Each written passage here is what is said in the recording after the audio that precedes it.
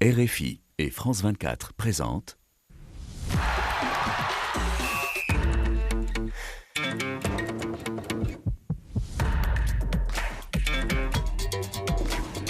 Radio Foot International, le Café des Sports, Annie Gasnier. Bonjour à tous et merci de nous rejoindre dans le Café des Sports hebdomadaire, de nous rejoindre dans ce café, que ce soit à travers les ondes, grâce à vos postes radio, que ce soit aussi en direct pour ceux qui nous suivent en Facebook Live, et puis à tous nos spectateurs, je leur dis bonsoir parce que là, c'est grâce à France 24. Et nos invités du jour, les habitués, sont là, bien sûr. Bonjour Rémi Ngono. Bonjour Annie, en poste. Direction finale. Oula. ça anticipe déjà sur certains débats, j'ai l'impression, du côté de Rémi. Bonjour Frédéric Suto. Bonjour Annie, bonjour tout le monde. Ça leur plaît ? Ça leur plaît déjà. Le tirage de la Ce Ligue soir, ça va chauffer, nous dit Ricardo Amoriggio, le Facebook Live qui est lancé. On est déjà là, bonne émission. C'est Chérubin qui nous envoie ce petit message. Salut le Barça, ça c'est Diop Thierry. Bon, il y en a pour tout le monde. Bon, bah alors ça ira très bien. Il y en a aussi pour vous. Bonjour Xavier Barret. Bonjour Annie, bonjour à tous. Oui, je crois qu'on a quelques sujets de discussion. Oui, je crois que ça va être assez animé aujourd'hui. Et puis quand même quelqu'un pour calmer un peu les animosités, si tant est qu'il y en ait. Je vais essayer, mais ça va être dur quand même. Entre les deux, c'est toujours bonjour compliqué. Eric Ravet, bonjour Sandra Annie, Tanard. bonjour à tous. Tout va bien ? Tout va bien. Ouais. Avec vous, tout va Toujours bien. Tout va bien. N'est-ce pas ? Alors, dans les débats du jour, évidemment, les tirages au sort européens, la Ligue des Champions et des affiches de quart de finale très attractifs, avec un air de finale pour la rencontre Real Madrid-Manchester City. Une confrontation tout feu tout flamme entre Gunners et Bavarois du Bayern, bien sûr. Une chance à saisir pour l'Atlético ou le Borussia Dortmund. Et puis des retrouvailles qu'on peut dire amusantes. Hein, Eric, allez, amusantes. Pour l'instant, elles sont amusantes. Entre le PSG et le Barça. À la loupe, donc, c'est 4 matchs entre des clubs déjà tous finalistes de la Ligue des Champions et qui sont programmés pour le début du mois d'avril. Une Ligue Europa, la petite Ligue des Champions, et elle a un air de Ligue des Champions quand on voit qu'il y a Liverpool, le Milan AC, la Roma ou encore le Benfica. Et justement, nous aurons Benfica OM.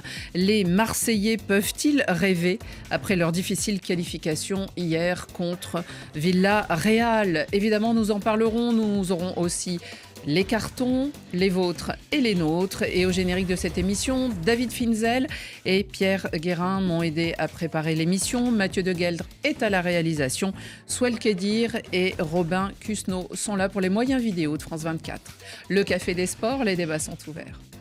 Arsenal, FC Bayern Munich, Club Atlético de Madrid, Borussia Dortmund, Real Madrid, Manchester City, Paris Saint-Germain, FC Barcelone.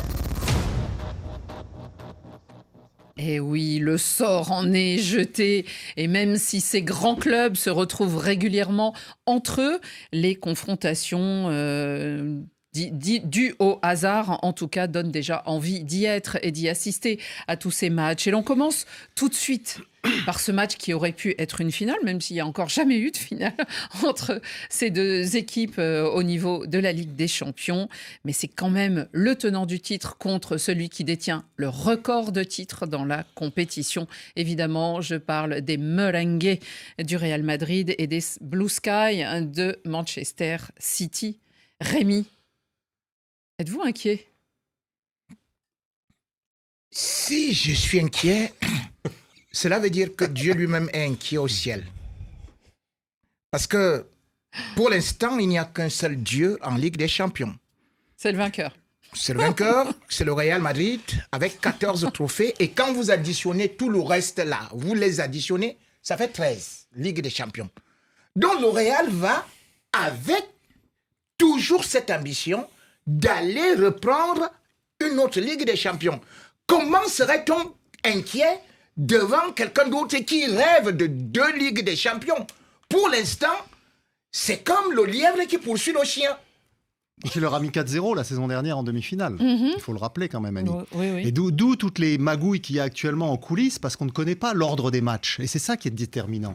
On voit bien que quand le match retour est à Madrid, on ne peut pas gagner. Quand le match retour est à l'extérieur, on peut se qualifier. C'est ce qui s'est passé la saison dernière. Mais le tirage Donc au sort a donné oui, de... la seule chose, non, c'est c'est que pas vous les- avez les droits télé qui les jouent, jours, qui rentrent en ligne de compte. Or, les plus gros payeurs pour l'Europe, c'est l'Allemagne et l'Angleterre. Or, les Anglais ont 2 clubs, les Allemands ont 2 clubs. Donc, ils veulent chacun une soirée avec l'un Dortmund, l'autre le Bayern, l'un Manchester City, l'autre le Arsenal. Et il y a un autre règlement qui dit qu'on ne peut pas avoir 2 matchs dans une même ville le même soir. Or, il y a 2 clubs de Madrid qui reçoivent. Donc, qu'est-ce qui se passe actuellement? Le Real Madrid est en train de tout obtenir pour obtenir l'inversion des matchs. C'est-à-dire que l'Atlético jouerait le match aller contre Dortmund à Madrid et que le Real, puisqu'on ne pourrait pas jouer le match aller à Madrid, irait jouer le match aller à Manchester City et le retour serait donc à Madrid avec l'avantage du terrain et tout ce qui va avec qu'on leur connaît.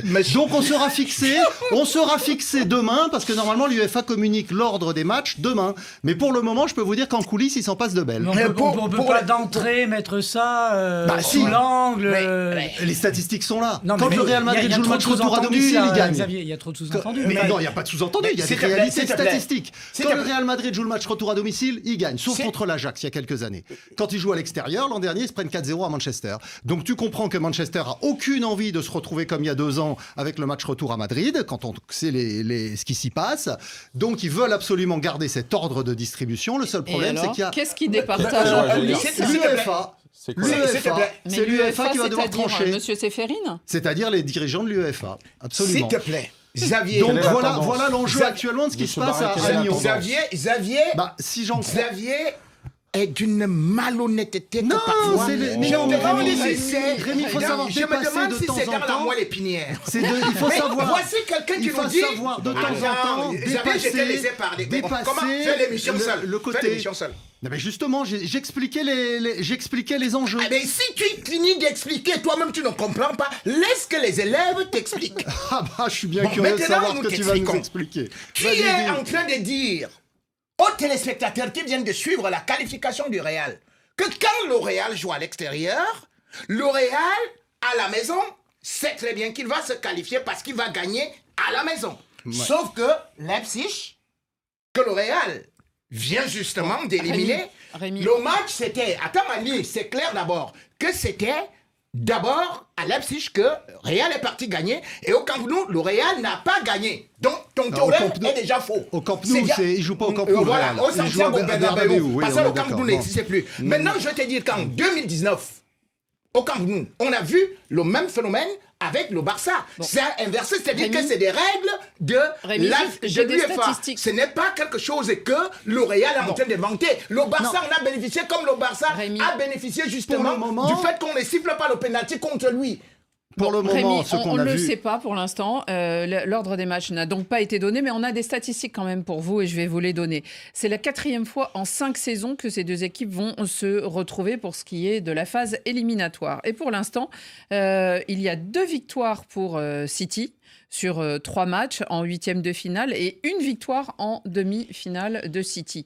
Est-ce que vous êtes inquiet pour ce Real qu'on n'a pas vu très offensif où lors de la qualification là, du match retour, on était moyennement convaincus? Je vais vous dire. Il y avait Que des quand- blessés, il y avait tout ce que vous voulez, je sais. Il est, Non, il est je- trop sûr de lui. je- Tu te sens trop sûr de toi. Je Rémi, attention. vais vous dire une chose. J'ai l'impression que vous également, vous ne regardez pas ce qui est en train de se passer parce que Ah bon? même ce Real qui sort n'a pas été champion en Liga. Or, le Real de maintenant, le Real de C'est maintenant, ce que vous oubliez, c'est que ce Real aujourd'hui N'est pas Bien- celui dans un mois. ne sera pas celui dans Ok. un mois parce que déjà, le Real est privé de son meilleur gardien, le Real est privé de toute sa défense. Et d'ailleurs, je crois que Non, même quand... C'est pour ça que je vous posais la question, Voilà. Rémi. Et même quand City je me avait faisais gagné... l'avocate du diable. Et même quand City avait gagné contre le Real, ce Real-là avait des problèmes défensifs, puisque d'ailleurs c'est Camavinga qui s'est retrouvé devant Bernardo Silva, ce qui a été un véritable calvaire, et d'où les 2 buts encaissés par le Real qui ont totalement déstabilisé le match. Donc, Aujourd'hui, nous croyons que Rémi, le oui. Real encaisse moins de buts et que le Real est capable de pouvoir rééditer ce qu'il avait déjà fait, à savoir les 3-1. Eric Rabessandratana, qu'est-ce que vous pensez, vous, de cette affiche? Hier, on en parlait dans Radio Foot, on se disait, oh là là, si le tirage au sort donnait ces deux équipes l'une contre l'autre, ça serait presque dommage. En tout cas, c'est le cas. Ouais. Qu'est-ce que vous en pensez?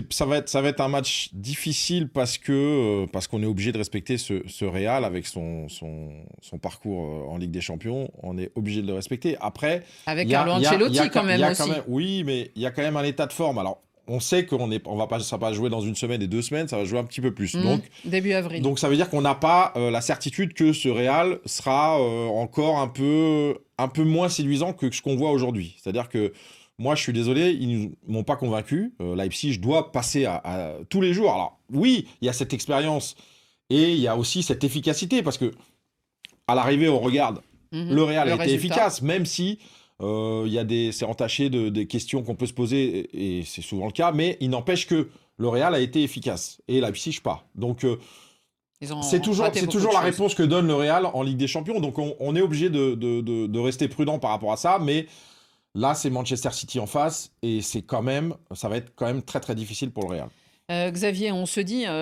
aller-retour, quel que soit le match, le sens, des matchs. l'ordre des matchs. Non, c'est pas ce que je dis, mais effectivement. Mais alors, Je pense que Manchester City reste favori, c'est les tenants du titre. Et puis le Real, ce qu'ils nous ont montré contre Leipzig, il ne devrait pas être là, comme le disait Eric Rabessandratana. Donc voilà, la logique veut que le Manchester City soit au-dessus. Mais le Real, compte tenu de tout ce qui se passe autour de ce club, on peut pas dire que c'est déjà gagné. D'entraîneurs quand même aussi, on peut en parler. Oui, mais il y a un effectif, il y a des joueurs de qualité. Il y a Rodri, il y a Bellingham. Je rejoins Rémi Ngono sur le fait qu'il y a beaucoup de blessés, notamment sûr, derrière. plutôt derrière. Mais on a toujours Modric qui quand même fait basculer un match. Oui, mais sur le plan du jeu, Manchester City est plus cohérent, plus constant dans ses performances. Oui, mais il y a des fois des petits coups de folie côté de mais il y a un caractère offensif des deux équipes qui fait que le côté défensif du Real va quand même... ça va poser question. Frédéric, que ça n'enflamme pas que le plateau, ce Real. Manchester City, Kiskisumbu, il est à Goma. Dites à Xavier que le Real Madrid est chez lui dans tous les stades d'Europe. C'est pas faux. Ils ont pris 4-0 à Manchester, Olivier, on rappelle la saison dernière. Il faut s'attendre à voir Rémi nous sortir des arguments de l'époque médiévale pour annoncer le sacre de son club chéri. Michel Djenguier, Rémi dans la sauce. Un verre d'eau fraîche pour Rémi. C'est Dingao qui nous dit ça. Bon. En tout cas, ça les passionne eux aussi. Ouais. Mais ces questions d'arbitrage qu'on favoriserait le Real, ça plaît pas à tout le monde. Et non le Barça. Et non le Barça. Le Barça aussi, bien sûr. Évidemment. On va en parler. Non, on va pas en parler maintenant. Ah bon ? Maintenant, on va parler de deux autres équipes qui jouent en rouge et qui nous paraissaient très intéressantes. Arsenal, Bayern Munich. Alors, c'est ce que je disais, en commun un maillot rouge, mais pour le reste, ces deux clubs qui ont peut-être des motivations en ce moment un petit peu différentes. Il y en a un, alors on verra dans 3 semaines s'ils sont toujours les joueurs de Arteta premiers de Première Ligue. Est-ce que ça pourrait peser? Est-ce qu'il pourrait y avoir un choix à faire? De l'autre côté, le Bayern, plus ou moins, a fait un choix. C'est celui de la scène européenne plus que la scène nationale où ils sont un peu largués au nombre de points. En tout cas, dans le passé, le Bayern a déjà éliminé 2 fois les Gunners et c'était en 8e de finale de Ligue des Champions. Et on va écouter quelqu'un qui aime bien comme ça, un petit peu pimenter la rencontre avant. Et il le dit toujours sur les réseaux sociaux. C'est l'infatigable et l'éternel Thomas Müller. And it's Arsenal.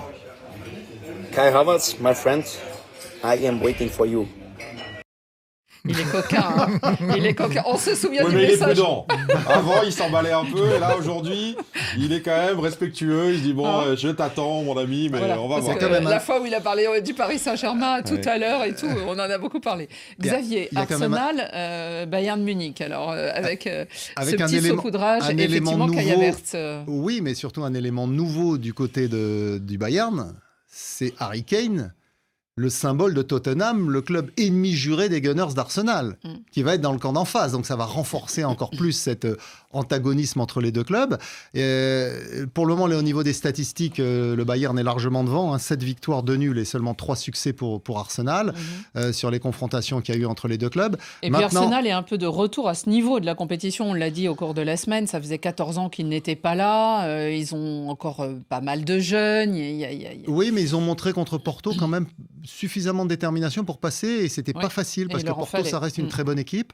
Donc, face à un Bayern qui est un petit peu moins bien que d'habitude, je pense qu'il y a match là aussi et que Arsenal, même s'ils veulent bien sûr gagner le titre de champion, c'est un des rares grands clubs européens qui n'a jamais été champion d'Europe. Ils ont été en finale, mais ils n'ont jamais gagné la Ligue des Champions. 2006. Voilà, donc s'ils peuvent aller plus loin dans la compétition, ils ne vont pas se gêner non plus. Eric, c'est vrai qu'on dit que cette équipe aussi actuellement, pour l'instant, au bénéfice d'un match nul entre ces deux poursuivants que sont Liverpool et City, ils sont devant en championnat. Est-ce qu'on peut se dire si vraiment ils fortifient leur place, ils vont choisir le championnat, ils oublieraient un peu la Ligue des Champions ou c'est impossible quand on est des professionnels à ce niveau? Ouais, ça me paraît compliqué, même si...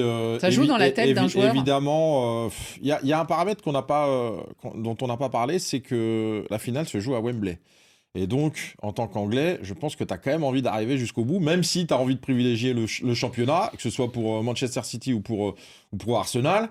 Tu te dis quand même que bon. Donc vous nous prédisez une finale anglaise. Donc je me dis que non mais je me dis surtout que non, c'est pas possible. Ce sera pas possible. Ça sera pas possible parce qu'ils vont s'affronter avant. Mais je me dis que il y a ce paramètre-là qui fait que on va jouer tous les matchs à fond et on va essayer de vivre ce moment à Wembley. Donc il y aura pas on fait pas l'impasse sur l'un ou l'autre, on va jouer tout à fond et puis c'est quand même passionnant. Rémi, est-ce qu'on risque d'avoir quand même une équipe du Bayern qui revient de très loin avec Tuchel qui a quand même la science de remporter une Ligue des Champions, il l'a fait avec Chelsea il n'y a pas si longtemps et une équipe finalement qui peut-être veut se faire pardonner ses errements en Bundesliga?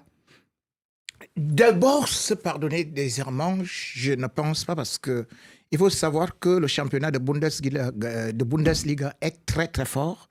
Et ça, les gens ne considèrent pas ça comme ça. Parce que d'ailleurs, j'ai vu des gens... Ils sont 10 points derrière le Bayern. Pas les deux championnats. Parce que je dois dire quand même qu'il faut savoir que là, Leverkusen, aujourd'hui, nous montre que c'est une équipe qui a battu tous les records. 37 matchs sans défaite. Et même... nous avons encore vu ce qu'ils ont réalisé avec mené 2-0 et puis 3-2. Donc, Leverkusen est fort. Maintenant, on parle par exemple de Real qui a souffert devant Leipzig. Leipzig a battu ce Bayern-là, mais j'ai regardé le match. J'ai re-regardé le match et j'ai vu que le Bayern avait quand même des opportunités et que c'était une contre-performance. Mais bon, aujourd'hui, quand j'essaie de regarder... Lazio, ils ont été cliniques. Mais quand j'essaie de regarder... Oui, vous allez me dire, Arsenal. Mais comment est-ce que Arsenal est passé? C'est vraiment par un petit tour de souris. Mais quand vous regardez le Bayern en Ligue des Champions, c'est une équipe qui convainc. Et même dans le passé, vous allez toujours voir, il y a eu 5-1 pour Bayern, 5-1 pour Bayern, 5-1 pour Bayern. Donc, ça fait 15-3 pour Bayern Munich. Pour moi, ce Bayern qu'on croit mort. Quand vous regardez, ce n'est pas seulement Harry Kane. Vous avez des dribbleurs au niveau des côtés. C'est-à-dire que vous avez aussi Moussiala, qui est très, très, très en forme actuellement. Attention, le Bayern n'est pas mort. Il y a un proverbe africain qui dit « Méfie-toi d'un chien qui bouge la queue devant un lion qui est en agonie. » Alors, je ne sais pas si le chien, c'est Thomas Tuchel. Vous parliez de son expérience. Giambassa nous dit Tuchel joue sa saison. C'est vrai que là, bon, il a regagné quelques matchs. Ils sont qualifiés pour les quarts. Mais bon, il y a encore un mois, il était sur la sellette. Robson De Souza, le Bayern marchera sur les Gunners. Il n'y aura pas de match. Le Bayern en finale, c'est ce que nous prédit Mamadi. Le Bayern... Eric, encore un tout petit mot parce qu'on a encore plein de matchs. Le Bayern sur ce match est quand même favori, je suis désolé, en termes d'expérience, en termes de... Même si... Ça dépendra où ça Arsenal avec 52%. Ouais, mais bon, en termes de statistiques, mais bon, je trouve que le Bayern a plus rien à jouer en championnat, avec 10 points de retard, a plus rien à jouer en championnat, donc il va quand même se concentrer sur la Ligue des Champions, j'imagine. Et en termes d'expérience. Bon. On verra en tout cas ce que feront ces hommes de Tuchel et les hommes de Mikel Arteta. Alors ceux qui avaient rêvé de rencontrer les deux adversaires dont je vais vous parler, vus peut-être comme on dirait outsider. Atlético Madrid et Borussia Dortmund se retrouvent donc face à face. Elles se sont sauvées un peu des huitièmes de finale difficilement. Du coup, c'est à chacun sa chance. Eric, est-ce que là, c'est un peu du 50-50 ? Non, je pense que l'Atlético a quand même aussi... c'est pareil en termes d'expérience. Alors oui, Dortmund est quand même une équipe. Ils ont tous fait des finales. Ils sont tous arrivés en finale. J'ai envie de dire, avec la performance d'Atlético contre l'Inter, parce que franchement, je voyais vraiment l'Inter passer. Et alors même si c'est au penalty, il y a quand même une performance réalisée. Ce match à l'Inter où l'Atlético se fait manger dans tous les sens, mais repart quand même. Je me dis que cette équipe, elle est tellement imprévisible que alors là, en plus, c'est Dortmund, c'est quand même moins dur que l'Inter au départ. Xavier, on compare un peu les équipes de Simeone à un genre de boa qui prend sa proie et qui peu à peu serre pour finalement l'étouffer. Il n'est pas là pour plaire, en tout cas, c'est sûr. Ah non, mais on le connaît. Mais il a déjà été éliminé quand même. Donc, Xavier, vous aussi, vous seriez un peu du côté des matelassiers, là ? Ouais, je pense que l'Atlético... C'est quoi, Griezmann, l'élément Alors, ils sont très dépendants de Griezmann, quand même, parce que dès qu'il n'est pas là, les résultats plongent. Ouais. Maintenant, il y a cette détermination, cet état d'esprit incroyable, cette grinta, cette combativité transmise par El Cholo. On l'a encore vu contre l'Inter. Ils sont menés, ils sont dominés, et puis ils vont chercher cette qualification, enfin, cette prolongation, ces tirs au but. C'est une équipe qui a une vraie âme. Et je pense que dans une... Oui, il y a du banc, effectivement. Et je pense que face à un Dortmund qui est une belle équipe, avec de beaux joueurs, mais malgré le soutien des 80 000 supporters du Signal Iduna Park, je pense que match retour à Dortmund, c'est vrai, mais je pense que l'Atlético a un supplément d'âme par rapport à Dortmund. Et Dortmund qui prend beaucoup de buts. C'est Archiduc qui nous rappelle ça. L'Atlético s'est verrouillé plus que Dortmund quand il faut. Un peu plus, disons. Exactement. Ouais. Rémi, sur cette rencontre avant qu'on passe au dessert, là. De toutes les façons, le Atlético, ça ne dépend pas de Griezmann. C'est pas Griezmann qui fait gagner hier, même s'il a marqué un but très optimiste. Mais attendez, c'est l'entrée de Memphis Depay. Oui, c'est vrai. C'est lui qui a détruit pratiquement l'équipe d'Inter. C'est toujours un travail collectif. C'est lui. C'est-à-dire qu'à une certaine période, ce que j'ai souvent reproché à El Cholo, c'est de bloquer des gars derrière. Mais curieusement, hier, il a plutôt lancé les gens vers l'offensive tous azimuts. Et du coup, Inter ne s'attendait pas à cette tactique-là. Ça fait de telle sorte que, dans les dernières minutes, c'était insupportable pour l'Inter, qui d'ailleurs, pour aller sur... ils ont raté beaucoup de choses aussi. Ah oui. Y compris des pénaltys. Oui, et c'est ça. Surtout au match aller. Surtout au match aller, c'est là où ils ont raté pratiquement de se mettre à l'abri. Ils ont raté de se mettre à l'abri. Et aussi, même hier, ils ont eu d'autres opportunités. Moi, je crois que cet Atlético, c'est une équipe qui, parfois, quand vous dites qu'elle peut déjà donner de bonnes prestations, et puis ça retombe directement comme ça, comme une courbe de température, moi, je crois que l'équipe de Dortmund a des possibilités de déranger Atlético. Moi, je vais voir ce match-là. Je ne donne pas Atlético vainqueur. C'est peut-être celui où il y a le favori. Des incertitudes. C'est pour ça que ces 4 matchs, finalement, nous donnaient un peu envie d'être déjà plus avancés dans la saison. Et puis alors, Eric, la cerise sur le gâteau. Le petit dessert, je l'ai gardé pour vous. Un PSG... FC Barcelone, les meilleurs adversaires d'Europe. C'est devenu le classico européen, puisque d'ailleurs le classico avait presque un peu perdu de son parfum au niveau de l'Espagne. C'est la 14e fois que ces deux équipes vont se retrouver face à face. Avec une petite trêve entre-temps, et puis là on les retrouve. Bon, on s'est dit ça faisait longtemps. Allez. Un fantôme gros comme un éléphant quand même. 2017. Même là, certaines équipes, notamment en Espagne, on se dit est-ce que Villarreal va faire une remontada ? Ça a contagié toutes les équipes européennes. Mais entre-temps, le PSG a éliminé Barcelone quand même. Parce qu'on parle toujours de la remontada, il y a eu 2021. Oui, avec un triplé de notre Kiki national. Au Camp Nou. Effectivement. Là, il y a peut-être un atout pour le PSG, c'est que Luis Enrique, il est plus sur le banc d'en face, il est sur le banc du PSG. Ouais, ça peut être un atout. Il connaît très bien Xavi aussi, Dembélé aussi est dans les rangs du Paris Saint-Germain. Donc, alors ça penche un petit peu sur le Paris Saint-Germain parce que forcément aussi le Barça est peut-être un peu moins transcendant que ces belles années, mais Je connais trop bien mon Paris Saint-Germain pour ne pas m'emballer et me dire que... Alors oui, il y a forcément des atouts, et beaucoup d'atouts du côté Paris Saint-Germain, mais il y a aussi des trous d'air de temps en temps dans les matchs. Donc, c'est des fantômes dans les têtes, ça, Eric ? Je sais pas si c'est des fantômes, mais il y a pas autant de régularité qu'on pourrait l'espérer. Alors oui, c'est le Barça, il est prenable, là-dessus on est d'accord. Mais voilà, c'est ça. C'est... Clairement, le PSG est favori cette fois-ci. C'est la première fois, je pense, que dans toutes ces confrontations, que le PSG est favori. Oui, là, franchement, sur le... on est d'accord. Le PSG est favori, donc si le PSG ne se qualifie pas, ce sera une contre-performance du PSG.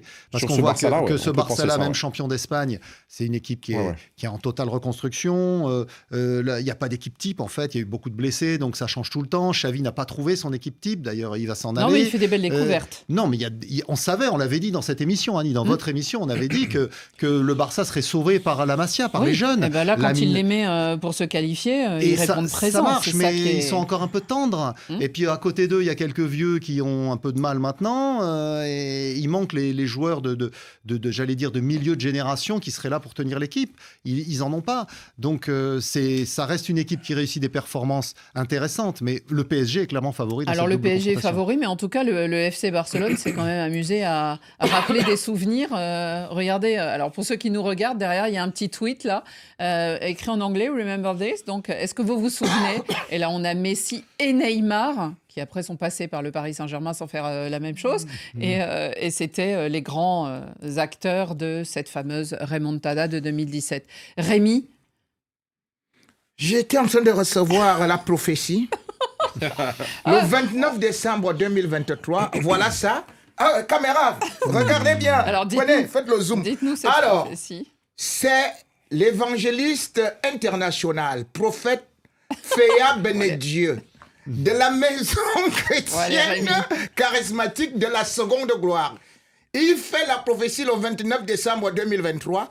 L'équipe du FC Barcelone remportera la Ligue des Champions 2023-2024. Alors là, lorsque j'ai vu ça, j'ai commencé à avoir des doutes. Trembler la France, parce que là, Dieu a dit écrit au ciel que c'est le FC Barcelone, sauf que sur terre, pour l'instant là, le Barça à terre. 34 buts encaissés seulement. Mais Rémi, vous vous en remettez aux dieux pour prédire un favoritisme ou une victoire. Ça veut dire que le Real ne va pas gagner. Donc. Franchement, si vous regardez, s'il faut revenir sur terre avec cette équipe-là qui, sur le plan offensif, mais Rémi, vous l'avez bien observé, ce FC Barcelone. Il est quand même fragile, justement. Mais c'est ça que je dis. Xavi aussi va partir. J'ai dit que c'est une équipe très fragile. Déjà, comme j'ai dit, c'est une équipe... Pendant qu'on dit que le Real encaisse des buts, le Real, c'est l'une des meilleures défenses d'Europe avec 18 buts seulement encaissés. Et puis, le FC Barcelone, c'est 34 buts encaissés. Donc aujourd'hui, quand je vois cette équipe du FC Barcelone... Kylian Mbappé va se faire un plaisir d'augmenter ses statistiques. Oui, il peut, mais en même temps, le PSG n'attaque pas beaucoup. Ne croyons pas que le PSG est si offensif. C'est 54 buts seulement. Et puis il y a 6 nuls. Il confisque le ballon. Là, on va avoir un profil de jeu totalement différent de ce qu'on avait avant. Il faut savoir qu'au match aller déjà, Mbappé ne sera pas nourri par celui-là avec qui il s'entend le plus, c'est-à-dire que Hakimi est suspendu. Donc, et pour ça que je dis que ce Barça avec le Paris Saint-Germain, bon, bien évidemment, le Paris Saint-Germain est bien parti parce qu'aujourd'hui, le FC Barcelone, ça reste un nom, mais ce n'est plus un grand de l'Europe. Oui. Ça, c'est clair. Le FC Barcelone, je peux le comparer à quoi? C'est comme le feu. Et il y a le proverbe africain dit, le feu, c'est la flamme, la fumée, ensuite les cendres. il faut peut-être du bois aussi. Frédéric, peut-on prédire encore un triplé de Kylian Mbappé dans une des deux rencontres? Ah bah s'il y a du champ devant lui, que les espaces s'ouvrent. Non, mais c'est vrai que moi j'ai eu la chance de le commenter ce match au Camp Nou. Ça avait été un festival. Ils avaient gagné 4-1, le triplé de Mbappé, et à chaque fois qu'il touchait le ballon, c'était vraiment les plus belles fulgurances de Kylian Mbappé qui, ce soir-là, était en jambes comme jamais. On sait qu'il va partir à la fin de la saison. Pour les futurs classicos. Il lui en reste pas tant que ça des matchs, et ceux qui restent, et ceux qui comptent, c'est ceux de la Ligue des Champions. Ce sera sûrement du grand Kylian Mbappé. En général, il joue avec du grand Dembélé de retour. Et rappelez-vous que les joueurs qui partent du Barça viennent souvent battre le Barça. Vous vous Mais ceux souvenez qui par partent du exemple PSG de... battent Pas souvent le toujours. PSG Pas aussi. toujours.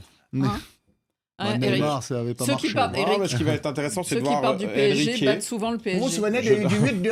Vous connaissez qui avait marqué Non, pour mais- Liverpool les 2 buts? Bah oui. Bon, ok. Non, mais ça va être intéressant. Cette opposition va être intéressante. Enrique de retour alors, pas au Camp Nou. On- Ce sera pas au Camp Nou. Non, ça non, sera au c'est Stade au Olympique. au C'est Stade un Olympique. stratège. Ça va être Hein, au le Stade match Olympique, bien sûr. Enrique Ouais, Xavi, ouais, parce bien qu'on sûr, parle oui. de Ouais, ça va être Oui, Guardiola, intéressant. et on parle Ancelotti. en plus de deux mais personnages Enrique qui se connaissent Xavi, très C'est bien. pour ça, ils se connaissent par cœur, donc ça va être intéressant de voir.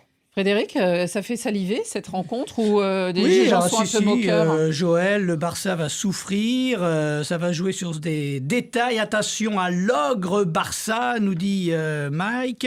Des messages un peu partout, encore un. Le PSG va éliminer le Barça, mais il n'ira pas en finale. C'est Prodra Matondo qui nous dit Mais ça. attention, De Jong va revenir.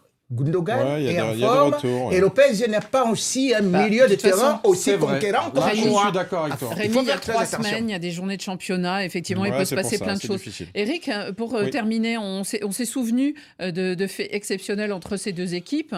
Et il y a eu un match que vous aviez regardé à la télé encore à l'époque. C'était en 1995 Ouais, entre c'était- le PSG de Luis Fernandez Et de Denisot, et absolument. de Cruyff en face. Et de Cruyff en face. Et, Et ils avaient, le c'était Paris la Saint-Germain, première fois ouais. que le PSG réussissait à arriver en demi-finale Oui, de Et on Ligue des jetait il y un avait- Champions. œil il y sur avait le un 11 vrai- parisien, mais quelle équipe quoi. Alors, Alors, je je vous vous le donne il y avait un vrai Valdo, les complexe, rails, hein. ah oui. Ouais, Je vous le donne, il y avait Ginola, Raïv, Wea, Valdo, Bravo, Guérin, Colter, Cobos, Le Guen, Comboiré et Bernard Lama dans les buts. Ah oui, deux. Et pas deux- encore, mais Eric. c'est Deux- surtout que. Et À Ricardo l'époque- Heroche était blessé ou suspendu, je ne sais plus. mais- Non, à l'époque, il y avait surtout un vrai complexe contre ces équipes, entre le Real et le Barça, qui étaient des ogres pour les équipes françaises. Déjà. Et ce Paris Saint-Germain n'avait pas vraiment ce complexe et jouait toujours.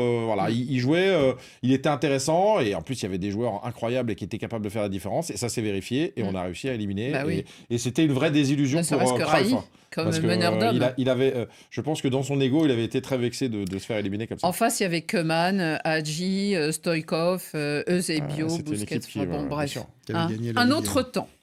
Allez, on continue parce que la petite Ligue européenne, la Ligue Europa, elle aussi, elle a des airs de Ligue des Champions finalement. Quand dans un tirage au sort, vous avez Liverpool, le Milan AC ou encore West Ham. Et puis l'OM qui s'est qualifié hier, même dans la douleur. Tous les joueurs du Benfica sont montés. Et but réussi par Vata. Alors qu'il ne restait à mon chronomètre plus que 7 minutes à jouer. Il le met de la main. Il le met du bras.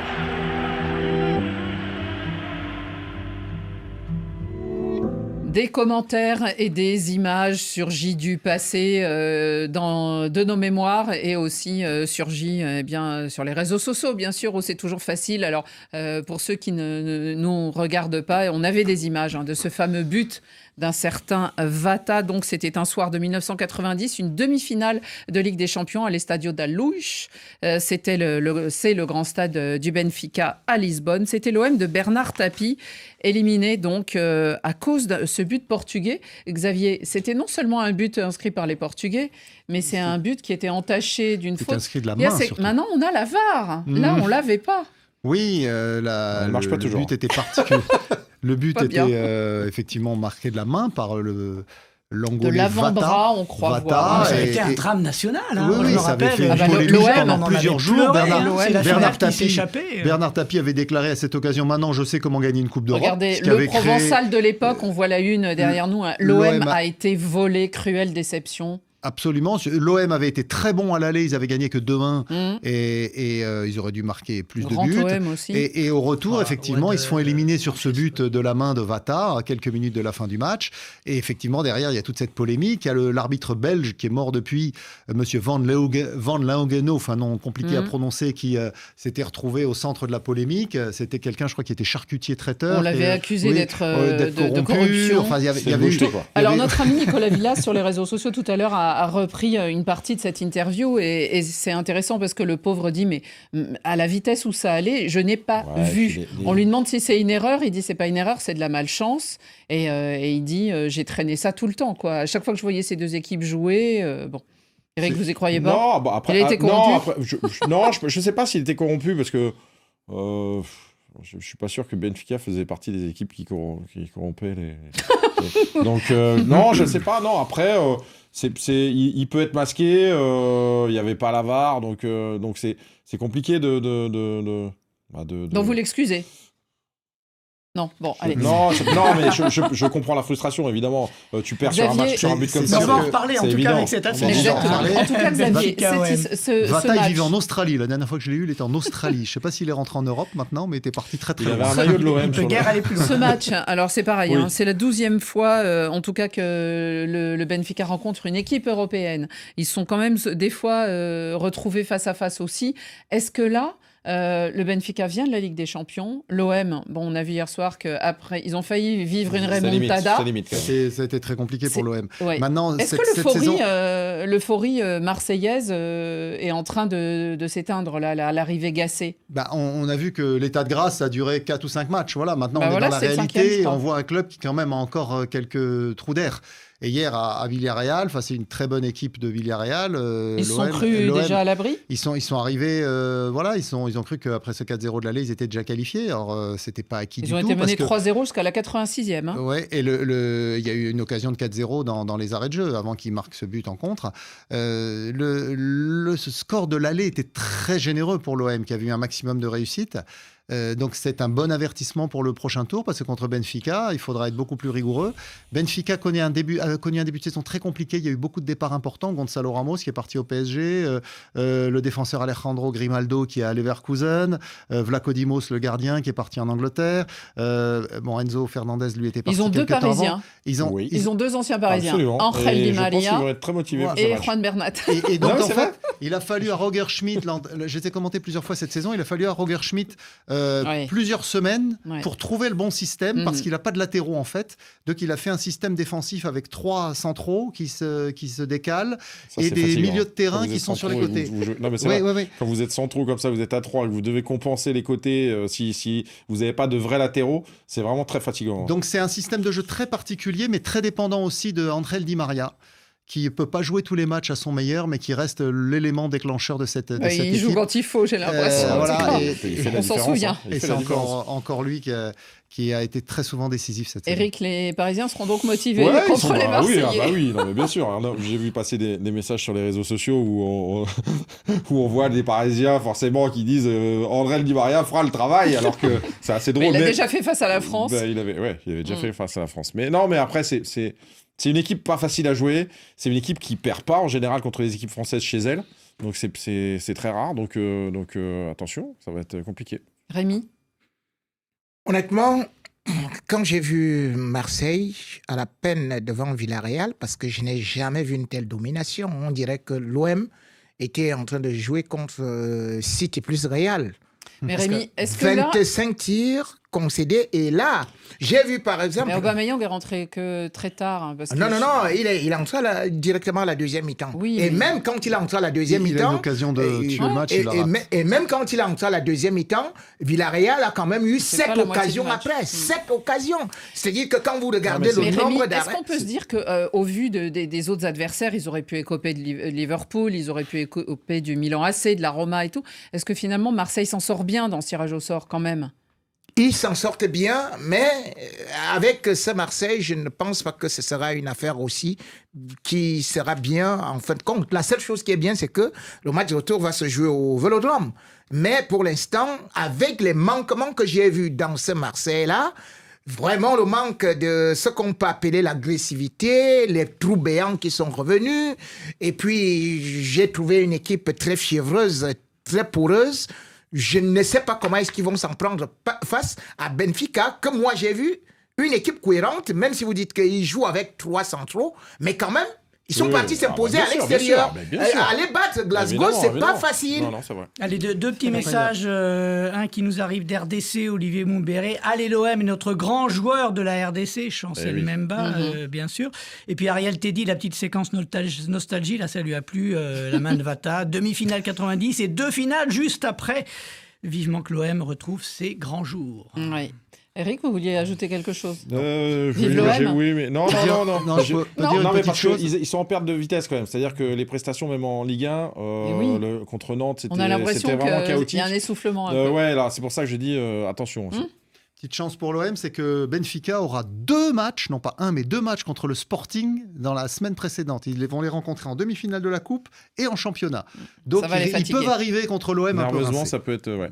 Les autres affiches de cette Ligue Europa, nous avons donc le Milan AC, une affiche totalement italienne.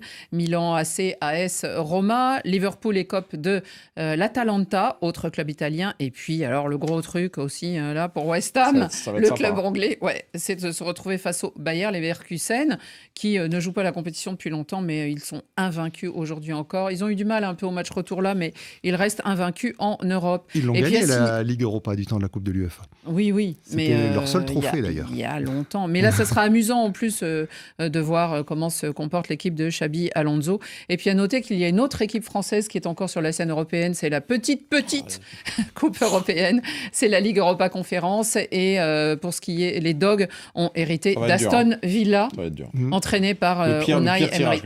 Et plus difficile pour eux. Ça va être difficile. Mais ils sont heureux d'être là, eux aussi, en quart de finale. Allez, on continue et on termine avec la session carton. Carton jaune. Un carton là. Qui sort un carton jaune. Ouh là là là là, carton rouge. Carton rouge. Dans la confusion. Carton vert. Extraordinaire. Rien à dire. Et on commence tout de suite évidemment avec vous, chers auditeurs, internautes et téléspectateurs, avec vos cartons sélectionnés par Pierre Guérin. Café Foot, bonjour. Moustapha Ndiamadi depuis le Tchad. Carton jaune à tous ceux qui voient déjà Manchester City en finale de cette Champions League et qui oublient que le Real de Madrid reste le meilleur club européen. Surtout que le Real de Madrid va sûrement récupérer Thibaut Courtois et Militao. Le Real va faire mal, très mal à Manchester City cette année. Arsenal, on est à quart de finale. Bonjour à Radio Foot International, bonjour à tout le monde. Moi c'est Georges, je vous appelle de Londres, d'Emirates. On est en quart de finale contre Porto et puis carton vert à toute l'équipe d'Arsenal. Bonjour Radio Foot, c'est Kennedy Kenachim, évidemment en République démocratique du Congo, dans la province d'Ikassai oriental. Je donne carton jaune à l'équipe des Villarreal qui n'a pas su remonter face à une équipe de Marseille qui n'était pas dans le match. Et voilà, il ne mérite pas vraiment... Bonjour Annie Gasnier, bonjour Radio Foot International, je suis Saouliba, sénégalais. Donc j'adresse mon carton vert à Marco Reus, la légende du Borussia Dortmund qui délivre hier facilement son club, tranquille, zen, dernier instant, placer tranquillement le ballon, sans pression ni rien. Bonjour Radio Foot International, c'est Abdoulba depuis Conakry. Je donne un carton vert, bien vert, à l'IEFA pour nous avoir sorti un aller sans Barça, Paris Saint-Germain et Manchester City, Real de Madrid. J'espère que Pep Guardiola va démontrer à la face du monde qu'il est supérieur à Ancelotti et nous envoyer Ancelotti, Luka Modric et Toni Kroos à la retraite. Bonjour Radio Foot International, c'est Rosine Huitondai depuis la RDC. J'adresse un carton vert au Barça qui s'est qualifié pour le quart de finale de la Champions League après 4 ans. Bon café de sport à tous. Bonjour mesdames et messieurs, moi c'est Ali Charabas en direct de la République centrafricaine Bangui, la capitale. Cette semaine nous avons 2 cartons verts à vous proposer. Surtout l'équipe qui reste invaincue, dont tout le monde en parle, le Goliath du football, Bayern Leverkusen, depuis qui ne cesse que gagner des matchs et des matchs. Je demande l'avis aussi de mon petit frère Abdoulaye. Notre deuxième carton vert qui va directement aux 3 clubs français qui se qualifient en Coupe d'Europe. Vraiment, je l'en crois et je le souhaite bonne chance.